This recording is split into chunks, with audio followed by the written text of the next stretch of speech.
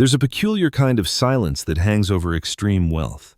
Not the peaceful quiet of a country morning, but something heavier, almost suffocating. It's the silence of secrets kept, of histories deliberately forgotten, of rooms that once echoed with the most powerful conversations in American history now standing empty. And nowhere is that silence more palpable than in the Hilltop palaces built by America's first billionaire family. Picture this. It's 1913, and a small army of workers is carving into a hillside overlooking the Hudson River. They're not building a home. They're constructing a statement, a fortress, a kingdom unto itself. The man orchestrating this transformation has more money than anyone in human history up to that point. His name is synonymous with both unprecedented generosity and ruthless monopoly. And the estate they're building, Kykuit, will become the beating heart of a dynasty that shaped the 20th century in ways we're still discovering today. But here's what they don't tell you in the history books. For every marble column erected, for every Italian fountain installed, for every acre of perfect lawn manicured into submission, there's a story. And most of those stories were never meant to be told. The Rockefeller family didn't just build estates. They built monuments to a particular vision of American power, edifices that straddled the line between democratic ideals and aristocratic excess in ways that would make even European nobility uncomfortable. And then, one by one, most of these grand estates simply vanished, demolished, abandoned, sold off piece by piece. The question nobody seemed to ask at the time was why? Why would one of the wealthiest families in history allow their architectural legacy to crumble? The answer, as it turns out, is far more complicated and darker than simple economics or changing tastes. It involves family feuds that span generations, construction projects that claimed lives nobody bothered to count, labor practices that would shock modern sensibilities, and a careful, deliberate campaign to control not just the family's wealth, but its very narrative. Let's start where it all began, on a windswept hilltop in Westchester County, New York, in the early 1900s. John D. Rockefeller Sr., the patriarch, the man who'd built Standard Oil into the most powerful corporation on earth, was looking for something. Not more money. He had more than he could possibly spend. Not more power in the traditional sense. He'd already bent industries and governments to his will. He was looking for permanence, legacy, a physical manifestation of the Rockefeller name that would outlast the oil fields, outlast the stock certificates, outlast even memory itself. The land he chose was called Pocantico Hills. The name came from a Native American word, though, like so much else in this story, the original inhabitants had long since been displaced. It was beautiful land, steep hills, rolling down to the Hudson, dense forests, rocky outcrops that offered commanding views of the river valley. Rockefeller began buying parcels in the 1890s, quietly at first, then more aggressively. By the time he was done, he owned roughly 4,000 acres. To put that in perspective, that's larger than some European principalities. But Senior didn't build the main house, not the one we know today as Kykuit. That dubious honor fell to his son, John D. Rockefeller Jr. And this is where our story starts to get interesting, because Jr. was a different breed entirely. Where his father was calculating and ruthless, Jr. was contemplative, almost tortured by the weight of his inherited wealth. He'd grown up watching his father being burned in effigy by workers, reading editorial cartoons depicting Senior as a grasping octopus strangling American industry. Jr. wanted something different. He wanted to be loved, or at least respected. He wanted to prove that great wealth could be a force for good. So when he set about expanding and rebuilding Kykuit, starting in 1906, he brought in the best architects money could buy, the best landscape designers, the best craftsmen from across Europe. He wanted to create something that would demonstrate refinement, culture, taste, something that would say the Rockefellers weren't just rich, they were sophisticated patrons of art and beauty. The problem was, and this is something Jr. never quite grasped, you can't build a monument to humility. The very act of constructing a 40-room mansion on a hilltop, installing terraced gardens that required dozens of gardeners to maintain, importing sculptures and fountains from Italy, commissioning Picassos and Chagalls for your private collection, all of it undermines whatever democratic principles you claim to hold dear. The main house at Kykuit is deceptively modest from certain angles. It's not Versailles, it's not the Breakers in Newport. It was designed in what they called the American country house style, which sounds almost quaint until you realize what that meant in practice. Stone and stucco exterior, slate roof, classical proportions. Inside, though, it was a different story. The entrance hall featured a grand staircase that wound upward through multiple floors. The walls were hung with tapestries that were older than the United States. The dining room could seat 30, and often did, as Junior and his wife Abby entertained everyone from presidents to foreign dignitaries to artists and intellectuals. But let's talk about what it took to build this place, because that's where the darkness starts to seep in. The construction of Kykuit and its grounds was a massive undertaking that employed hundreds of workers over many years. These weren't volunteers. They weren't enthusiastic craftsmen thrilled to be working on such a prestigious project. They were laborers, many of them recent immigrants, working 12-hour days, 6 days a week, for wages that barely kept their families fed. The terraced gardens alone required moving thousands of tons of earth, installing complex drainage systems, building retaining walls that still stand today. Men died during this construction. The exact number isn't recorded because nobody bothered to keep track. When a worker fell from scaffolding or was crushed by falling stone or succumbed to exhaustion and heat stroke, his body was removed, his family received nothing, and another desperate man took his place the next day. There's a particularly grim story, though it's impossible to verify completely, about the installation of the fountain on the lower terrace. This fountain was imported piece by piece from an Italian villa, a genuine 16th century work of art. Getting it up the hill and properly installed required dozens of men working with ropes and pulleys and primitive hoisting equipment. According to one account passed down through local families, a cable snapped during the installation, and the central marble sculpture, weighing several tons, came crashing down. At least 2 men were killed instantly. Junior Rockefeller wasn't told about this incident until days later, and his only recorded response was annoyance about the delay in completion. Now, you might say this was normal for the time, and you'd be partially right. Worker safety wasn't a priority in early 20th century America. But here's the thing that makes it particularly galling. At the same time Kykuit was being built, John D. Rockefeller Jr. was becoming famous for his philanthropic work. He was funding medical research, supporting education, pouring millions into what we'd now call social programs. He genuinely believed he was making the world a better place. But apparently, that moral concern didn't extend to the men literally dying on his own property to build his private palace. The house was completed in 1913, though work on the grounds continued for decades. And almost immediately, it became clear that Kykuit was going to be a problem. Not a structural problem, the construction was solid, but a symbolic one. See, 1913 was an interesting time in American history. The country was becoming increasingly uncomfortable with the extreme wealth inequality that had defined the Gilded Age. The labor movement was gaining power. Socialism was a real political force. And here was the Rockefeller family, already the most hated dynasty in America, building themselves a literal castle while workers across the country struggled to survive. Junior tried to manage the optics. He allowed limited public access to some of the grounds. He emphasized the art collection and cultural significance. He talked about Kykuit as a kind of public trust, a gift to future generations. But nobody was buying it. The estate became a target for criticism, a symbol of everything wrong with American capitalism. Protesters occasionally gathered at the gates, local to. Newspapers ran unflattering articles. Junior retreated further into the estate, behind the gates and guards, into his world of manicured perfection. And this is where we need to talk about the other estates, the ones that are mostly forgotten now. Because Kykuit wasn't the only Rockefeller palace. It wasn't even the largest. The family at its peak maintained numerous grand estates across the country and around the world, each one a monument to wealth and power, each one with its own dark history. There was the townhouse in New York City at 10 West 54th Street, 9 stories, occupying an entire block in Manhattan. It was demolished in the 1930s to make way for the Museum of Modern Art, which Junior helped found.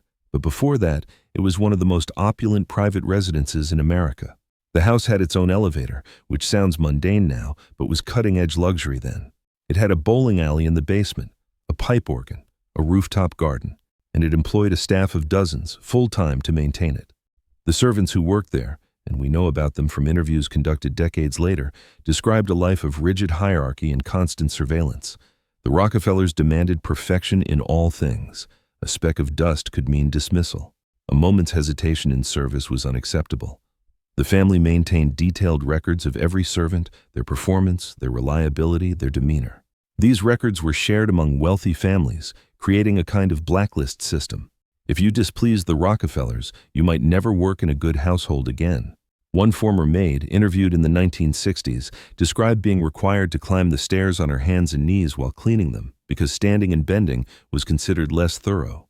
She worked from 5 in the morning until after midnight, with a 2-hour break in the afternoon. Her room in the attic was unheated in winter. She earned $8 a week. When she asked for a raise after 3 years of service, she was let go without a reference. Then there was Forest Hill, the Rockefeller estate in Cleveland, Ohio. This was Senior's personal retreat, the place where he'd grown up and made his fortune. The mansion there was even larger than Kykuit, spreading across multiple buildings, surrounded by hundreds of acres of land. Senior was obsessed with the place, spent hours planning improvements, overseeing every detail. He built a golf course, not because he particularly enjoyed golf, but because he'd read it was good exercise. He installed a greenhouse complex that grew exotic fruits and flowers year-round, employing a dozen full-time gardeners. Forest Hill was where Senior's eccentricities were most visible. He was notoriously cheap in his personal life, despite his billions. He'd hand out dimes to people he met, a gesture that was supposed to seem generous but just came across as condescending. At Forest Hill, he'd inspect the grounds daily, checking that workers weren't wasting resources, that every penny was being spent efficiently. He once berated a gardener for 20 minutes over the waste of water used to clean a greenhouse floor. But Forest Hill is gone now. Demolished in the 1920s, the land sold off, subdivided. There's a park there now, and some streets that bear the Rockefeller name, but no trace of the mansion remains. The family made sure of that. When they decided to destroy it, they didn't just tear it down, they obliterated it. Every brick was removed, every foundation was dug up. It was as if they wanted to erase the evidence of that particular chapter of their history. And that pattern repeats across the Rockefeller empire. The estate in Lakewood, New Jersey, where Senior spent his final years, gone. The various hunting lodges and vacation homes scattered across the country, gone. The townhouses, the apartments, the retreats, almost all of them demolished or sold off or donated and then quietly destroyed by subsequent owners. Why? The official story is that maintaining these properties became impractical. The cost was too high. The family's focus shifted to philanthropy rather than personal luxury. Times changed and the estates became anachronisms, relics of a bygone era that the family wanted to move past. But there's another explanation, one that makes more sense when you dig into the details. These estates were evidence. They were physical proof of the extreme wealth concentration that built them. They were reminders of the workers who died building them, the families who were displaced to create them, the resources that were consumed to maintain them. And as the 20th century progressed, as the Rockefeller family worked to rehabilitate its image, to transform from robber barons to respected philanthropists, these estates became liabilities. Better to destroy them, to control the narrative, to say, look, we're not like that anymore. We've moved beyond such excess. Kykuit survived, but only barely, and only because it became something different. It became a museum, eventually, a public trust, proof that the Rockefellers were willing to share their treasures with the common people. Never mind that the estate was still private, still controlled by the family, still maintained at enormous expense. The important thing was the image, the story they could tell about themselves. Let's talk about the people who lived at Kykuit, because that's where some of the darkest stories emerge. John D. Rockefeller Jr. and his wife Abby raised their 6 children there. 6 children who grew up in unimaginable privilege, who never knew want or struggle, who were groomed from birth to carry on the family legacy. And the weight of that expectation crushed some of them. Nelson Rockefeller, probably the most famous of the children, who became governor of New York and vice president of the United States, grew up at Kykuit. He was shaped by it, by the sense of entitlement and destiny that permeated every room. Nelson genuinely believed, that he was meant to lead, that his wealth and position gave him not just opportunity, but obligation. And that belief led him to make decisions that affected millions of lives, not always for the better. The Attica prison massacre happened on his watch. The aggressive drug laws that he championed destroyed communities. But at Kykuit, surrounded by beauty and art, it was easy to believe in your own benevolence. Then there was Michael Rockefeller, Nelson's son, who disappeared in New Guinea in 1961. The official story is that he drowned while on an anthropological expedition. But rumors have persisted for decades that he was killed and possibly eaten by the Asmat people he was studying. The family's response to his disappearance reveals a lot about how they operated. There was a search, but it was brief and half-hearted. The family seemed more concerned with managing the media narrative than with finding Michael. When questions were raised about what really happened, the Rockefellers shut down discussion, used their influence to suppress investigation. Michael's mother never set foot in Kykuit again after his disappearance. The place held too many memories, too much pain. The estate itself became a kind of prison for some family members. Abby Rockefeller, Jr.'s wife, was an accomplished woman in her own right, an art collector and patron who helped found the Museum of Modern Art. But at Kykuit, she was expected to play the role of gracious hostess, to subordinate her interests to her husband's vision. She had her own rooms in the house, spaces where she could display her modern art collection, but these were separate from the main living areas. Junior didn't approve of modern art, thought it was degenerate, so Abby's passion was relegated to private spaces, hidden away, just like so much else at Kykuit. The servants who worked at Kykuit over the years, and there were hundreds of them, lived in quarters that were comfortable by the standards of the time, but strictly separated from the family areas. There was a whole invisible infrastructure at Kykuit, tunnels and back staircases and service areas designed to allow the staff to move through the house without being seen by the family or guests. You could work at Kykuit for years and never have a real conversation with a Rockefeller. You were furniture, essentially, necessary but not acknowledged. One former staff member, who worked as a driver in the 1950s, described the experience as surreal. He'd drive family members and their guests around the estate and to events in the city. He'd hear their conversations, their complaints about taxes and regulations, their casual discussions of deals worth millions of dollars. And then he'd go back to his small room above the garage, where he'd count his modest wages and wonder how people could live in such different worlds while occupying the same physical space. The grounds of Kykuit are beautiful. Nobody disputes that. The terraced gardens are masterpieces of landscape design. The sculptures, collected by Nelson over decades, include works by Picasso, Calder, Moore, Mayol. The views of the Hudson are spectacular, but there's something uncanny about the perfection of it all. Nature tamed and controlled, bent to human will, arranged for maximum aesthetic impact. Its beauty is dominance, art is power, and maintaining that perfection required constant work. The estate at its peak employed more than 200 people full-time, gardeners, of course, but also electricians, plumbers, carpenters, mechanics. There was a full-time staff just to maintain the extensive road system on the property, another team dedicated to the greenhouse complex, security guards patrolling the perimeter, administrative staff managing schedules and supplies. It was a small town unto itself, all dedicated to serving one family's vision of the good life. The costs were astronomical, even by Rockefeller standards. In the 1960s, when Nelson was spending liberally on both his political career and the estate, Kykuit was consuming millions of dollars annually just in maintenance and operations. That money could have housed thousands of families, fed tens of thousands of people. Instead, it went to trimming hedges and polishing marble. But we need to talk about the art because that's how the Rockefellers justified much of the expense.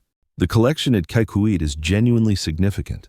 Nelson was a serious collector, and he had the resources to acquire masterpieces. The estate became a private museum, housing works that would be the crown jewels of most public institutions. And eventually, after Nelson's death, much of this art did go to museums. The family could point to this and say, "See, we were just stewards, preserving culture for future generations." Except that's not quite how it worked. Nelson collected art partly because he loved it, but also because it was a tax shelter. He could acquire works for millions, donate them to museums he controlled, and take massive tax deductions. The public subsidized his private passion, and while the art was in his possession, it was inaccessible to ordinary people. You couldn't just walk into Kykuit and view the collection. You had to be invited, connected, part of the right social circle. The relationship between the Rockefellers and the art world is fascinating and troubling in equal measure. They shaped tastes, determined which artists would be celebrated and which ignored. The Museum of Modern Art, which the family effectively controlled for decades, became an arbiter of artistic value. If MoMA showed your work, your career was made. If they didn't, you might as well give up. And the Rockefellers weren't shy about using this power to promote artists whose work aligned with their political and cultural agenda while marginalizing those who didn't. Abstract expressionism, the art movement that came to dominate the mid-20th century, was actively promoted by the Rockefellers and their institutions, partly because it was seen as a counter to Soviet socialist realism, a way of asserting American cultural superiority during the Cold War. Artists who created more overtly political or critical work, especially work that challenged capitalism or American power, found themselves shut out. The Rockefellers weren't just collecting art, they were weaponizing it. Back at Kykuit, life continued through the decades with a kind of terrible consistency. The family gathered for holidays and special occasions. Business was discussed over dinner. Alliances were formed and broken. The next generation was groomed for power. And through it all, the estate stood as both sanctuary and symbol, a place where the family could retreat from the world they'd helped create. But the world was changing. By the 1970s, the kind of dynastic wealth the Rockefellers represented was coming under increasing scrutiny. The estate tax had been strengthened. Public opinion was shifting. Even rich people were starting to question whether such extreme concentrations of wealth were healthy for society. The Rockefellers, always attuned to public sentiment, began to adjust their strategy. The solution was to essentially give away Kykuit while maintaining control. In 1991, the estate was donated to the National Trust for Historic Preservation. It would be open to public tours, a museum of American wealth and power. But the family retained a residence there. They still used the property. They still controlled access. It was a brilliant piece of public relations, creating the appearance of magnanimity while changing very little in practice. Today, you can tour Kykuit. If you're willing to pay the admission fee and book well in advance, you'll walk through some of the rooms, see some of the art, admire the views. Your guide will tell you about the family's philanthropy, their contributions to American life, their vision and culture. What they probably won't tell you about are the workers who died building the place, the families displaced to create the estate, the enormous public subsidy that made it all possible through tax deductions and loopholes, the way the Rockefellers used their wealth to shape politics, culture, and society to their advantage for more than a century. The lost estates, the ones that were demolished, their absence tells its own story. Each one represented a particular moment in the family's evolution, a specific strategy for managing and displaying wealth. And when those strategies became liabilities, when the estates became too controversial or too expensive or too revealing, they were erased. The land was sold, the buildings destroyed, the evidence removed. There's a psychological concept called motivated forgetting, where we deliberately suppress memories that threaten our self-image. The Rockefellers engaged in motivated forgetting on a grand scale. They didn't just forget inconvenient facts. They demolished them. They buried them. They made sure future generations wouldn't have to grapple with the full weight of how the family fortune was built and maintained. And it worked, mostly. Today, the Rockefeller name is associated more with philanthropy than with monopoly, more with culture than with cutthroat business practices. The family has successfully rehabilitated its image over multiple generations, transforming from robber barons to respected members of the establishment. Kykuit stands as testament to this transformation, a museum that tells a carefully curated story about American success and generosity. But if you know where to look, if you're willing to dig beneath the surface, the darker story is still there. It's in the archives, in old newspaper accounts, in the memories of families who lost members during construction projects that were never properly investigated. It's in the public records of workers' complaints and labor disputes that were quietly settled to avoid publicity. It's in the environmental damage caused by early industrial operations that made the fortune in the first place, damage that's still being remediated today at public expense. The Rockefellers understood something fundamental about power. It's not enough to have wealth. You have to control the narrative around that wealth. You have to tell a story that justifies your position, that makes inequality seem natural or even beneficial. And physical spaces, grand estates like Kykuit, are part of that storytelling. They say, we're not just rich, we're cultured. We're not just powerful, we're refined. We're not exploiters, we're patrons and philanthropists. The Hilltop palaces were never just homes. They were arguments, statements, declarations. They said, this is the natural order of things.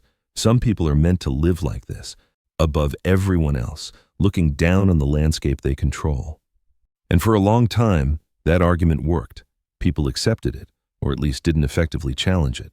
The estate stood as proof that extreme inequality was not just acceptable, but admirable. But every empire declines eventually. Every dynasty fades, and the Rockefellers, for all their wealth and power, couldn't escape this fundamental truth. The family remains wealthy, of course, unimaginably so by normal standards, but they're no longer the force they once were. The name doesn't carry the same weight. The fortune has been divided among so many descendants that no single branch wields the power the patriarch once did. Kykuit remains, but as a museum piece, a relic. The lost estates are exactly that, lost to time and deliberate destruction. And perhaps there's a lesson in that. Perhaps the ephemerality of even the grandest monuments should humble us, should remind us that power is temporary and wealth is fragile, and the stories we tell ourselves about our own importance are usually just stories. Standing on the terraces of Kykuit today, looking out over the Hudson, it's easy to imagine the people who stood here before. Junior Rockefeller, surveying his domain, convinced of his own righteousness. Nelson, plotting his political strategies, dreaming of the presidency. The countless servants and workers who maintained this perfection, invisible and unacknowledged. The family members who felt trapped by the weight of expectation and wealth. That silence I mentioned at the beginning, it's still there. But if you listen carefully, you can hear echoes of other stories, voices that were suppressed or ignored or deliberately erased. The worker who fell from the scaffolding, the maid who scrubbed stairs on her hands and knees, the displaced families who watched from a distance as their land was transformed into private paradise. These stories matter because they complicate the narrative, because they remind us that every monument to human achievement casts a shadow, and in that shadow, people lived and worked and suffered and died. The dark story of Rockefeller's Hilltop palaces isn't separate from the bright story of philanthropy and culture. They're the same story. Two sides of the same coin, wealth and exploitation, beauty and brutality, all mixed together in ways that can't be cleanly separated. We like our history simple. We want clear heroes and villains, straightforward moral lessons. But the truth is always more complicated. The Rockefellers were capable of genuine generosity and shocking callousness, often simultaneously. They built institutions that improved millions of lives while maintaining personal practices that destroyed individual workers and families. They collected art of transcendent beauty while displaying moral blindness to human suffering. Kykuit and the lost estates stand or stood as monuments to this complexity. They're beautiful and terrible, inspiring and appalling. They represent the best and worst of what humans can create when given unlimited resources and minimal oversight. And maybe that's the real lesson here. Not that the Rockefellers were uniquely evil or uniquely virtuous, but that concentrations of extreme wealth, regardless of who holds them, create their own logic, their own morality, their own reality that becomes increasingly detached from the lives of ordinary people. The palaces on the hilltop were always separate from the world below, by design. The walls and gates weren't just for security. They were psychological barriers, marking the difference between us and them, between the people who matter and the people who serve. And once you accept that division, once you internalize the idea that some lives are simply worth more than others, well, a lot of cruelty becomes possible. A lot of indifference becomes natural. Today, we're living through another Gilded Age, another period of extreme wealth concentration. New billionaires are building their own monuments, their own estates, their own isolated kingdoms. They tell similar stories about philanthropy and innovation and the benefits they provide to society. And maybe some of those stories are even true, to a point. But if we've learned anything from Kykuit and the lost Rockefeller palaces, it should be to look beyond the official narrative, to ask what costs are being hidden, what suffering is being ignored, what stories are being deliberately forgotten. The estates are gone now, most of them. Demolished, erased, turned into parks and subdivisions and shopping centers. But the wealth remains, transmitted through generations, still shaping politics and culture in ways both obvious and subtle. The family name is on buildings and institutions across the country. Rockefeller descendants still sit on boards and foundations, still influence policy and opinion. The empire has transformed, become less visible, more diffuse. But the power is still there. And Kykuit, the one palace that survived, stands as a reminder of all of it. A monument and a warning, a beautiful prison, a testament to what extreme wealth can build and what it can destroy. It's a place haunted not by ghosts, but by absences, by all the stories that were never told, by all the people who were never acknowledged, by all the consequences that were never fully reckoned with. That's the dark story of the Rockefeller Hilltop Palaces. Not a simple tale of excess or a straightforward indictment of wealth, but a complex, troubling meditation on power and responsibility, on beauty and brutality, on the stories we tell and the truths we hide. The palaces, built to last forever, are mostly gone. But the questions they raise about inequality and justice and what we owe each other, those questions remain as urgent as ever. And maybe that's why the lost estates were lost. Maybe destroying them was easier than answering those questions.